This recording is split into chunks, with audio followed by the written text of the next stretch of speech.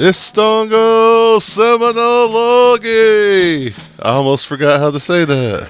Oh, I know. Feels good. Feels good to be back in the studio.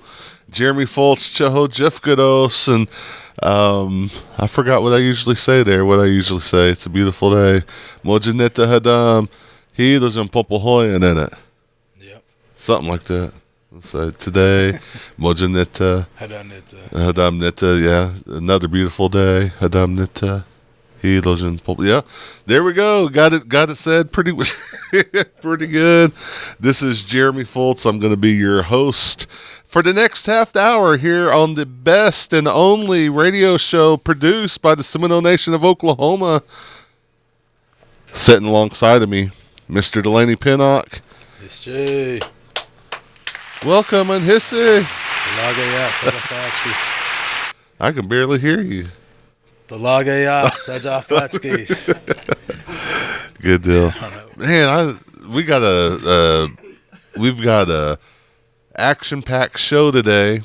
I walked in and I've seen some people that I haven't seen in a long time, and so it was good to get to see people, and we'll just wait to surprise y'all with who we have in the studio today. But Delaney, I haven't been here in a while. Fill me in. What's been going on? What you got?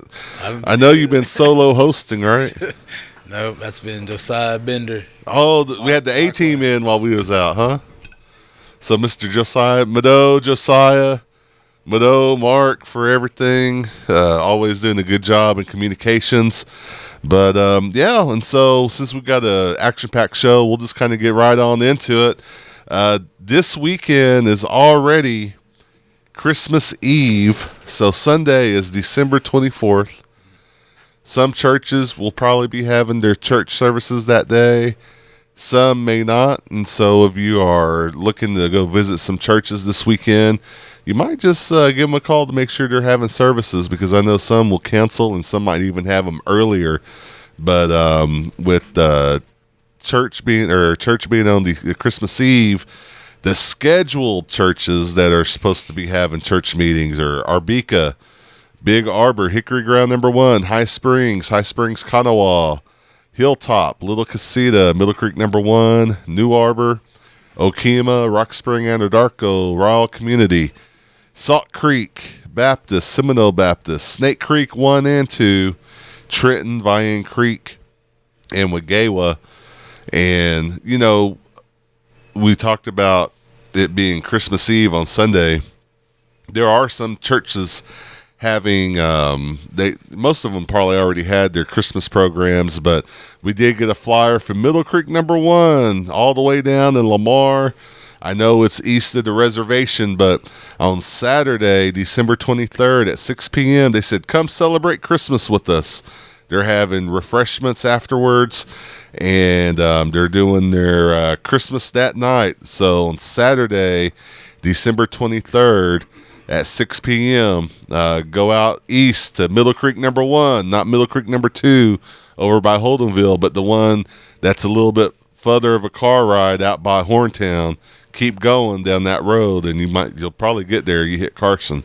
But then Snake Creek Number 2 is also having a revival coming up. So December 20th, they have Reverend Bill Holby Jr., the 21st, Jody Berryhill, 22nd, Jay Downing, 23rd, Richard Wolf Ordination with Reverend Ed Bender giving charge. And so that's going to be 7 p.m. nightly, refreshments afterwards. And if you're not sure where Snake Creek Number 2 is, it's at 11575 North-South 3590 Road in Seminole, Oklahoma, or how the locals say, where's Snake Creek at, Delaney?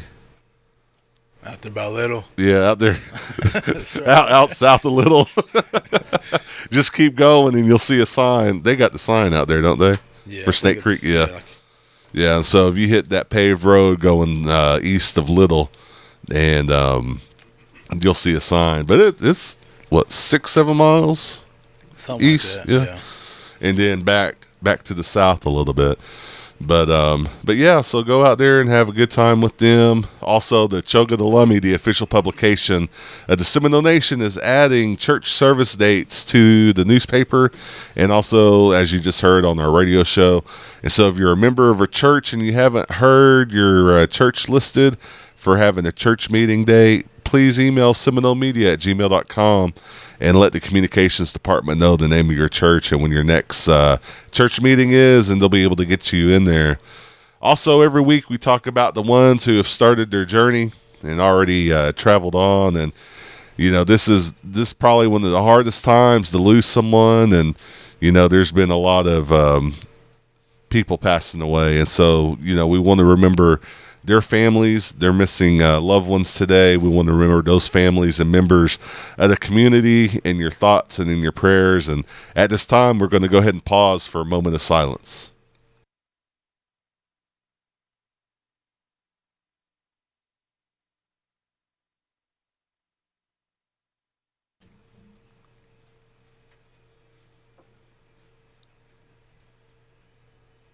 Mado. And so kind of getting into the rundown for today, like we've mentioned, we do have a few guests in here, and we'll get to them shortly. But the Seminole Nation of Oklahoma had an announcement that I saw the other day come through: no-cost tablet and internet service. And the Seminole Nation is working with Public Wireless to provide no-cost tablets and internet. There is no risk to apply.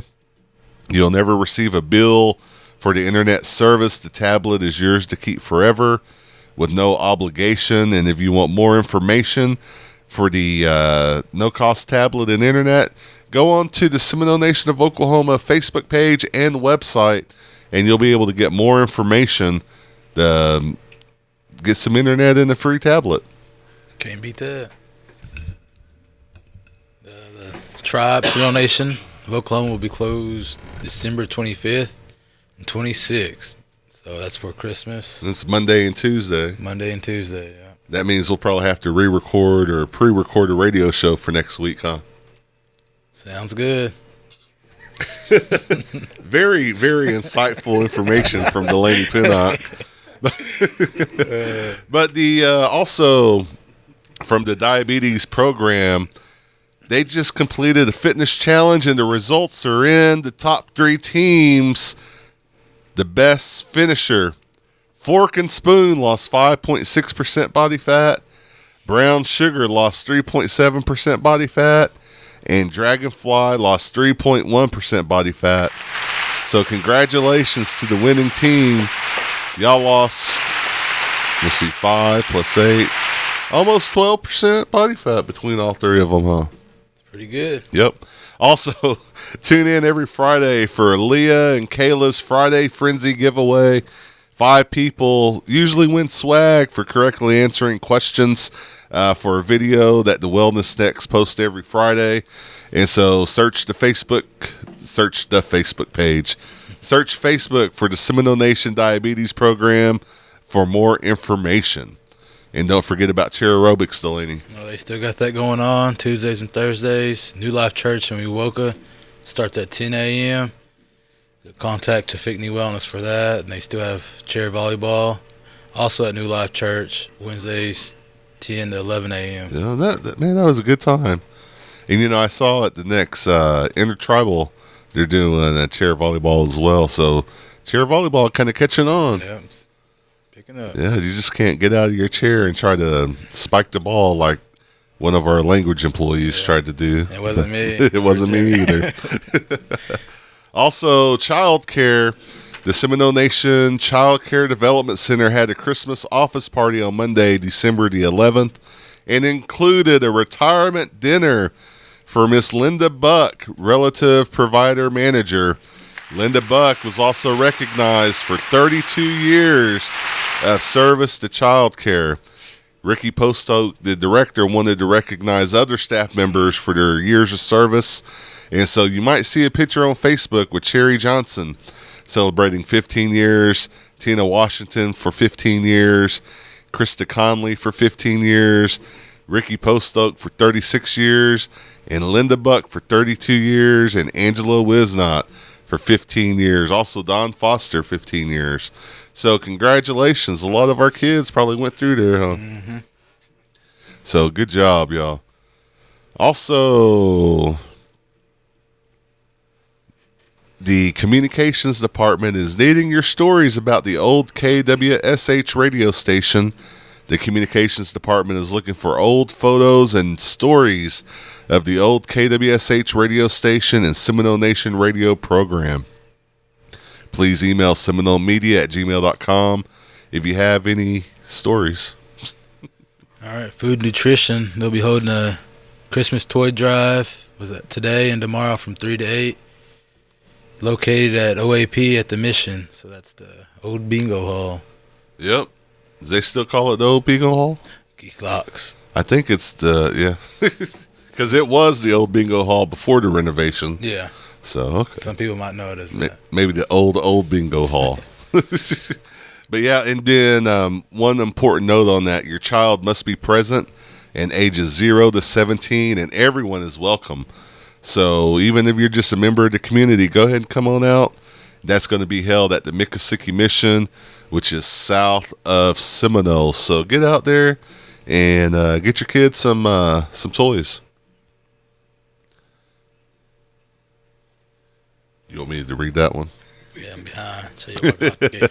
Also out there at the food and distribution, there's going to be a cooking demonstration tomorrow at 1 p.m. at the Program Kitchen, brand new Program Kitchen that's out there. They're going to be making cranberry apple turkey wraps just in time for the holidays. It says, join us. We'll make a recipe for you to taste and lead some basic stretching activities. So you get out there to stretch before you cook. I know a lot of them home with the high out there before they cook, they got to stretch a little bit. It is hard work. And so, especially during this time of year, they just had turkey and dressing and everything, and now all that heavy lifting with pies. Well, I guess it's healthy cooking, huh? So cranberry apple wraps. All right, and then we have a guest in the studio today. We're going to go ahead and bring him on. Bo, if you would, this gentleman deserves some walk-on music. Let's go ahead and bring him on. You might have seen him recently on the critically acclaimed series called Bass Reeves, executively produced by Taylor Sheridan. Your man from the Historic Preservation Office, you might have seen him in 1800 style clothing. His name, Band Chief Jake Tiger.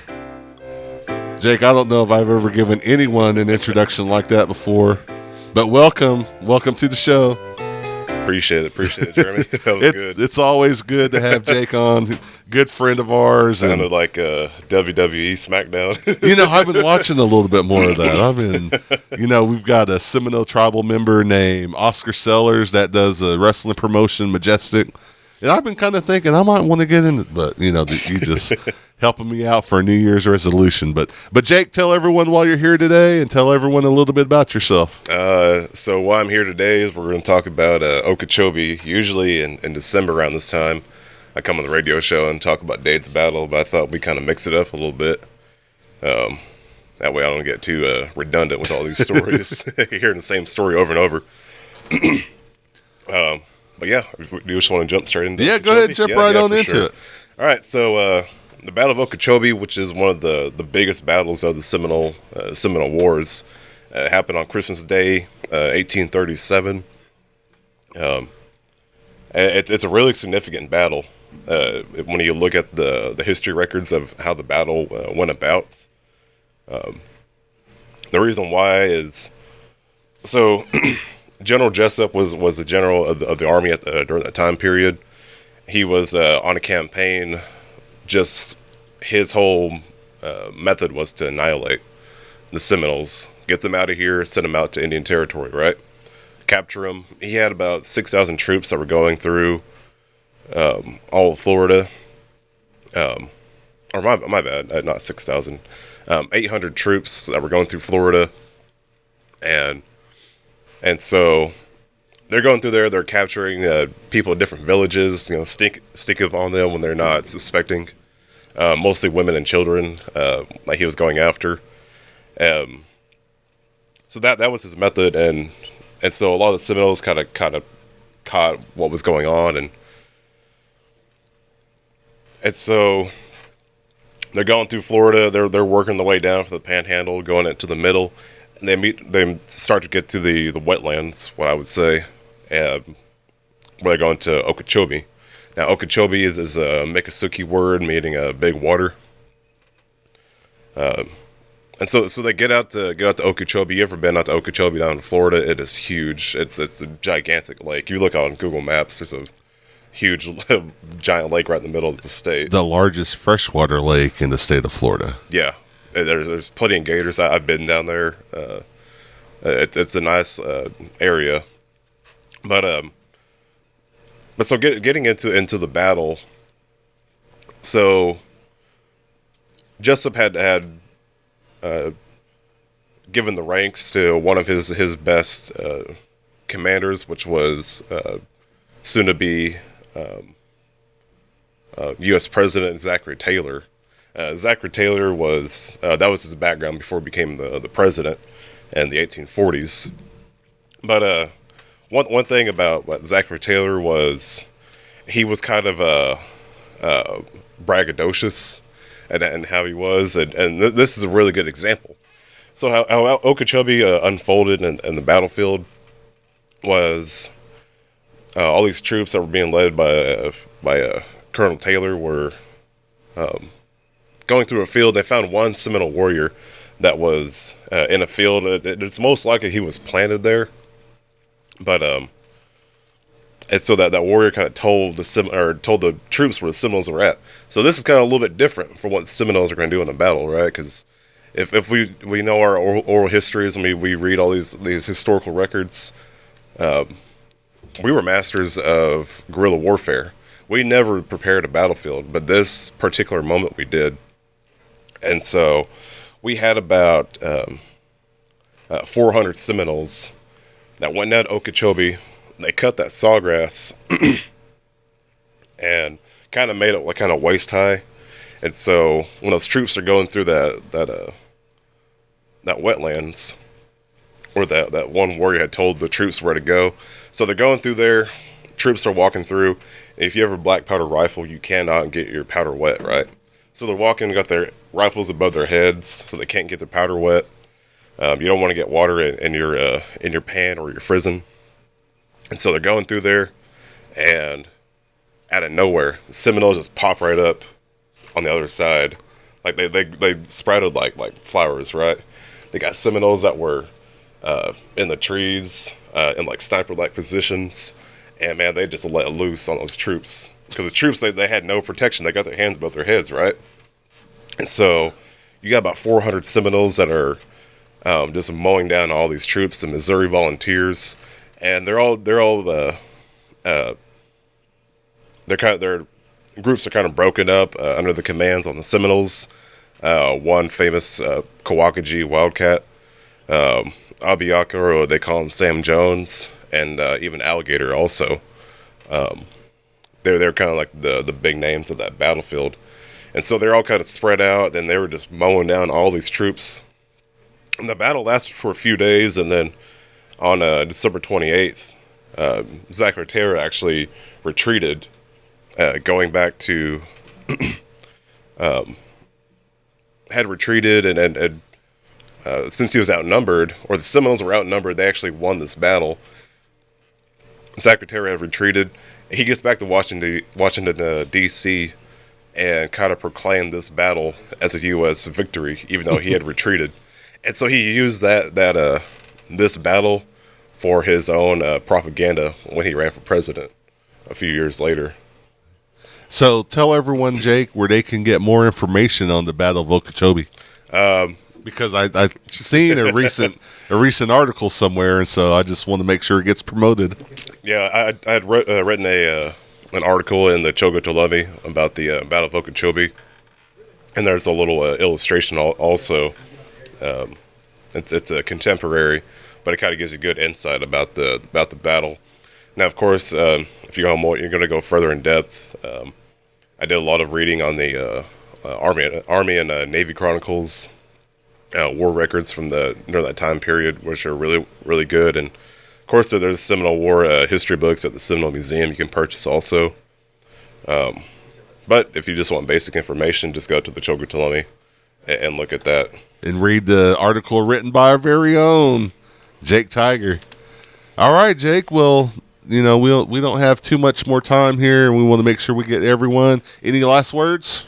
No, I appreciate it. Thanks for everyone listening. Yeah, thanks for coming by, Jake. It's always a good time to have you come by. You got to come by more often. Yeah, I'm always busy, so it's good to come stop by for a little bit. Good deal. Well, Mr. Jake Tiger, everyone, with the Seminole Nation Historic Preservation Office, thanks for that story of the Battle of Okeechobee. And then as we move forward, the Housing Authority of the Seminole Nation of Oklahoma has some announcements, and that they can be seen by appointment only due to COVID cases and flu cases. They are taking necessary precautions to keep their staff safe. So you can give them a phone call at 405-257-6604 to schedule an appointment. And if you need to meet with the housing management, also they're looking for an executive director and account tech too. And so if you're interested in those positions, give them a phone call, 405-257-6604. And our next guest, back to back, all the way from foster care? Yes. All right. Introduce yourself and tell us a little bit about why you're here today. My name is Shalia Wilson, and I am 4 grades of Kawakaji's granddaughter. Wow. There Just we go. to tie in with your story.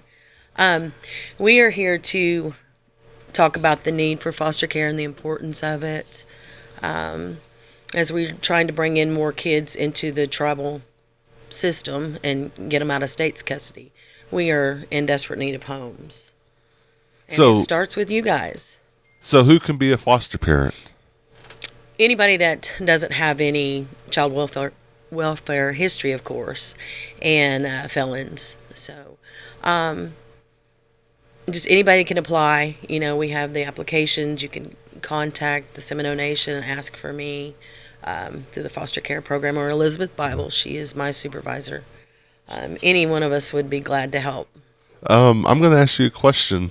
Okay. About how many kids would you say are in need of foster care homes from the Seminole Nation? We have some that are in tribal custody, of course, and the majority of them are unfortunately in state's custody. So I'm going to say there's anywhere from 200 to 250, and every day there's more that come in because as we're all cultural, we're used to having grandparents and great-grandparents take care of the kids, so they stay out of the system. But since the elders, are being called home, there's no one else left to take care of these babies. So unfortunately, they go into the system. Yeah. And we want to try to keep them kids here. Yes, we want to bring them back into the tribe and place them. The ideal thing would be family members or, at least someone that is a tribal member. How many foster parents would you say are in the Seminole Nation? Right now we have 7 homes. So we really need some. Yes, Yeah. we need them. And the goal is to get more so we can bring the kids out of the state's custody into our custody, into the tribal custody. Unfortunately, it's felt by the majority of us that a lot of kids are kind of swept under the rug through the state. This is something that's not new to parents. I was raised by my grandparents. Mm-hmm. I think everyone in this room probably at some point stayed with their grandparents at some point.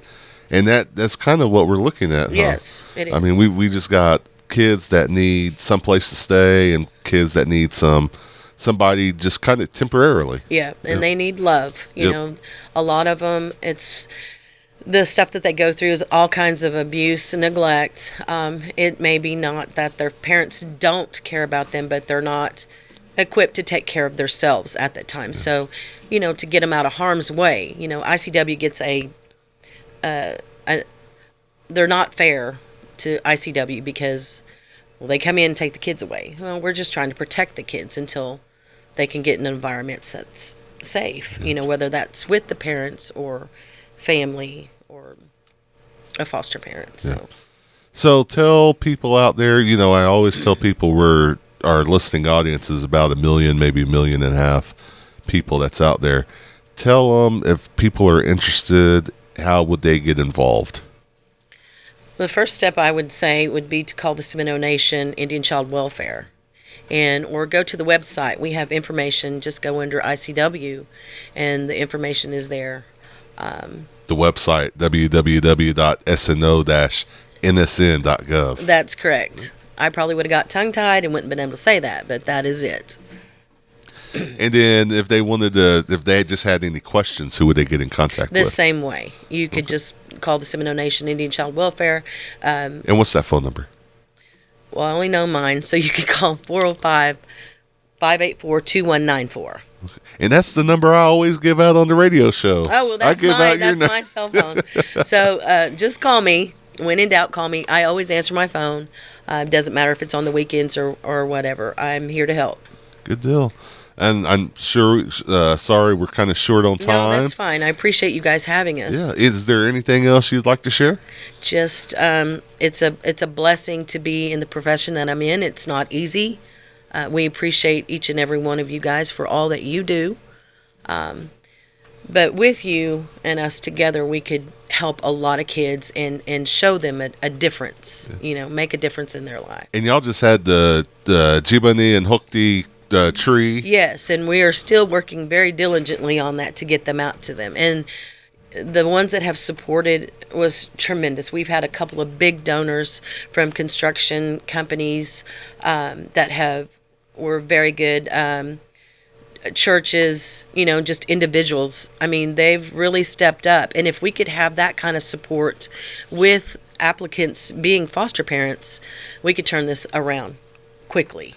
Good deal. Well, tell everyone your name, your phone number again. It's Shalia Wilson. It's 405-584-2194. All right. Well, thanks for swinging by today. We appreciate it. And, she did mention a good thing. The Seminole Nation did have several trees and things to help give back to some kids that maybe wouldn't have had a Christmas this year. And so we do want to take a minute just to thank you for everyone that supported the angel trees, the Hokti and Jibani Christmas trees this year. So a huge mado for that. And then as we start to finish this program before your next Christmas, if you're looking for some last minute gift ideas, just in time for Christmas, you can go visit the Seminole Nation Museum. They got some new Order of Kenneth Johnson Mother Earth hoodies and T-shirts in. The T-shirts are 100% cotton. Also, your very own Seminole Nation of Oklahoma Tribal Enrollment Office is selling Seminole Nation merchandise. You can go buy some mugs, some blankets that they have on sale. Go check that out on the Facebook page, or you can go by the tribal office. That's cash only. And then also this weekend, the Indigenous Holiday Market 2.0, hosted by the We the People and the Unite the People Native Catering in Oklahoma City, Saturday, December 23rd, from 11 to 6 at 228 Southwest 25th Street in Oklahoma City. And then also, if you're looking for live for that last-minute Sofky, Chattahoochee, or you just want to clean your silverware, give Chris Powell a call, 405-712-1719. He said 15 for a pint, 25 for a quart. And then if you're looking for some craft ideas, contact Barney Leader, 405-520-9046. He sent some pictures of some small sticks, some keychains that he's making. You can find him on Facebook as Barney Leader, Barney, B-A-R-N-E-Y Leader. And also Intertribal Designs in the city will be open from now till Saturday from 10 to 5, and also on Sunday 10 to 3. That's at Intertribal Designs off of 1520 North Portland. Ooh, just quick birthday shout out. Wes Studi, 76 years old this week. Kevin McGirt Faber, Rebecca Stone, Zachary Doc Batiste, Chassie Foster, Dana Miller, and Galen Cloud, Jinhichka Denita Futchki, Ojibasje. And then also you can catch the rebroadcast of this radio show on the Facebook page, YouTube, and tribal website, sno-nsn.gov, for the Seminole Nation of Oklahoma every Wednesday around 8. If you have news or announcements you want to share on the Community and Events Facebook page, please email the communications staff at seminolemedia@gmail.com or call 405-652-7251. And as always, ladies and gentlemen, tune in every Tuesday at 11 a.m. right here on KWSH 97.7 FM or the legendary 1260 a.m. Muddo and ho, ho, ho!